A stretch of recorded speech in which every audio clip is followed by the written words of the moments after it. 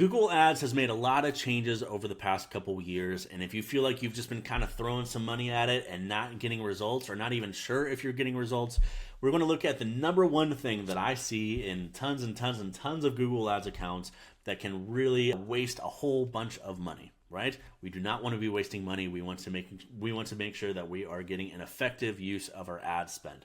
So this is the number one mistake that I see all the time, and I want to explain to you how it works and how we can fix it. My name's Mike. I'm a coach here at the BAM Squad. I focus on digital marketing, tracking, analytics, all of that fun stuff, but I'm a music school owner myself. I have 2 locations here in the wonderful state of Ohio. So I'm going to hop on over to just an old Google Ads account so that I'm not sharing any information here, and I want to show you what you want to be looking for to check on your account. Make sure you're not wasting a bunch of money, all right? So let's hop on over. So what we're going to do is we're going to look at your keywords, okay? How do we go about doing that? What you want to do is you are just going to go on over to this search keywords option right here. You can do this in one and two ways. You can just hit the letter G and then K on your keyboard. It will take you right to it. Or it's in this little drop down. So over on the far left, you have campaigns. Then you have a couple of these different drop downs that we'll be talking about. But under assets, you're going to see search keywords. Okay? So what I want you to look for is this word phrase match, and or that your keywords are in these quotation marks, okay? I recommend everybody to have quotation marks around their keywords, which makes it a phrase match, okay? We'll talk a little bit more about that. There's a really detailed breakdown about all of this Google Ads module over in the BAM Squad. It's like 8 to 10 hours of just everything you could ever possibly need to know to really get rocking on some Google Ads here. But for right now, just know that there are different type of keywords in Google Ads. And Google wants you to use what's called broad match. Broad match will just be these words without any quotations, or again, if you have this match type column, it will tell you broad match right next to it, okay? Broad match can be amazing. I use broad match in some of my accounts and for some of my clients' accounts here as well. However, you have to be intentional with them, and if you're not being intentional, you're probably wasting a bunch of money, and I'll show you what I mean, okay? So make sure that all of these are at least phrase match. There's also something called exact match. Again, the modules will break that down a little bit more, or you can do some research on your own. But if you're not really familiar with these things, and this is just already at broad match, it's probably a mistake. So first off, how do you change it? You can just check, whichever keywords you need to do. Come up here and hit edit. And then what you'll do is you go to change match types, and then change all match types. And then again, you'll see these options: broad, exact, and phrase. If you're on broad, go to phrase. Right away, it's probably going to save you some money, or at least get you some better quality traffic. All right.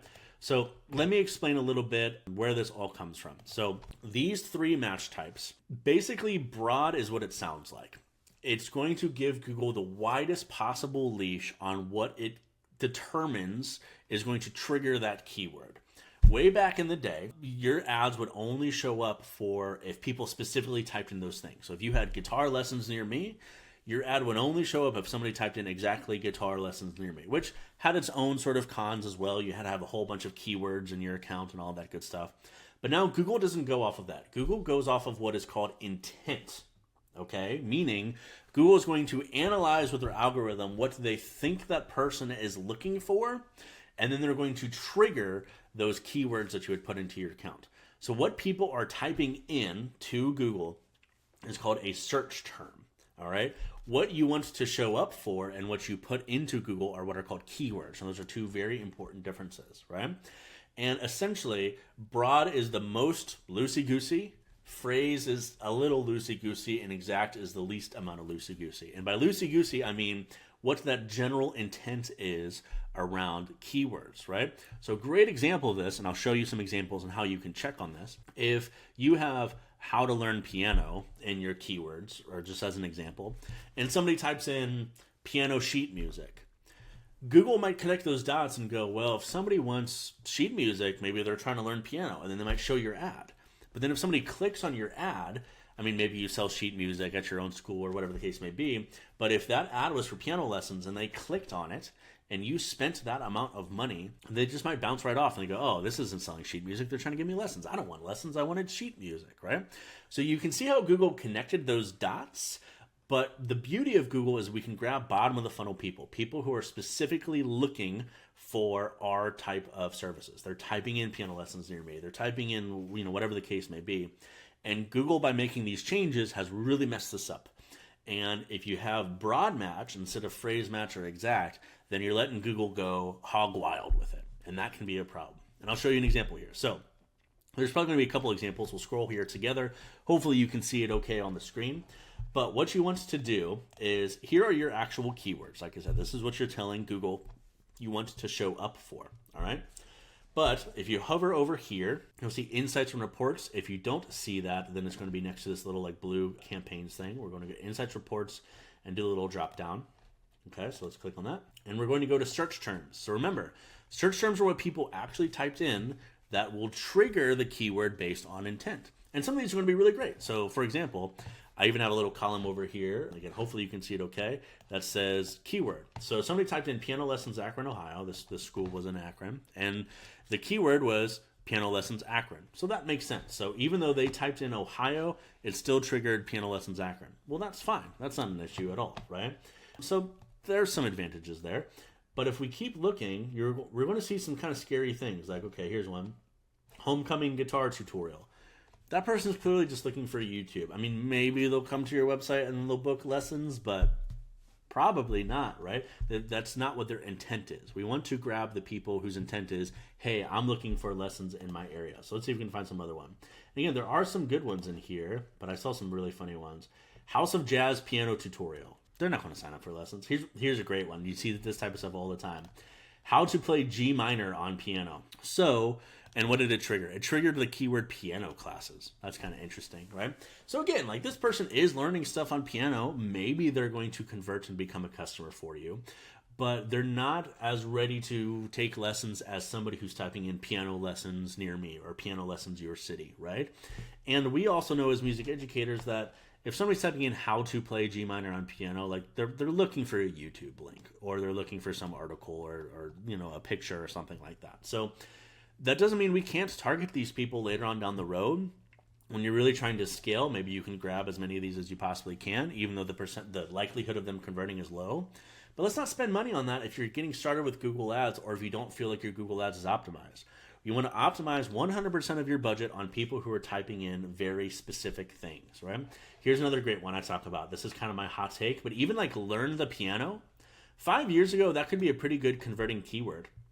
Nowadays, I don't think so. And not only do I not think so, I have the data to support it. If somebody types in learn the piano, they're very early on, right? They might be looking for YouTube courses. They might be looking for some other online course. They might be looking for books, whatever the case may be. I'm not saying this person wouldn't become a customer. But again, I'd rather pay money for somebody who typed in piano lessons, my city, as opposed to learn the piano, right? Because they're more likely to actually book. They're looking for what I'm offering, right? And then there's going to be all types of weird stuff. I saw one thing in here actually earlier. It was kind of funny. Looking out for you. Guitar tutorial, easy strumming songs on guitar for beginners. That type of stuff's going to happen all the time. Guitar tricks or jam play. So those are two, as I'm sure you already know, those are two like big online companies that teach guitar. This person is trying to decide between guitar tricks or jam play. And this person's ad showed and it clicked. And now they only spent 48 cents on it, but why spend that money, right? Upside down guitar lessons, hey you guitar lesson. Can a 4-year-old learn guitar? That could go either way, potentially. But anyway, I saw in here earlier, I even saw like Mongolian throat singing, right? And it triggered voice lessons for this particular school back in the day, right? So unless you offer here it is, Mongolian throat singing tutorial, somebody typed in, and that triggered the word, so Mongolian throat singing, and that triggered the word vocal lessons. Kind of different things there, wouldn't you say? So unless your school happens to offer Mongolian throat singing Mongolian throat singing, which should be its own keyword, if so, you don't want to show up for this. You don't want to pay 91 cents for that, do you? Right? So you want to make sure that you don't have broad match, otherwise this stuff can get really, really messy. These were phrase match and some stuff is coming through. So if you're on broad match, even the really, really bad things are going to come through all the time. You're going to be wasting a lot of money. So the last thing that I'll just say really quickly here is how do we actually get rid of some of these things? So again, I have some really in-depth tutorials over in the BAM Squad. But if you see like Mongolian throat singing, for example, you can add that as a negative keyword. A lot of people don't do that. A keyword is when you want to show up for. A negative keyword is what you don't want to show up for. So a lot of people, they aren't checking their search terms. They're not adding negative keywords. And then now if somebody types in Mongolian throat singing again, your ad's still probably going to show up, right? So we need to tell Google what we don't want to show up for. And if you couple this with having broad match rather than phrase or exact match, I've seen up to 40, 50% of the budget going towards total junk. We do not want that. We want to spend our money efficiently, obviously, grow our music school, help more people who want to learn music. That's what we're here for, right?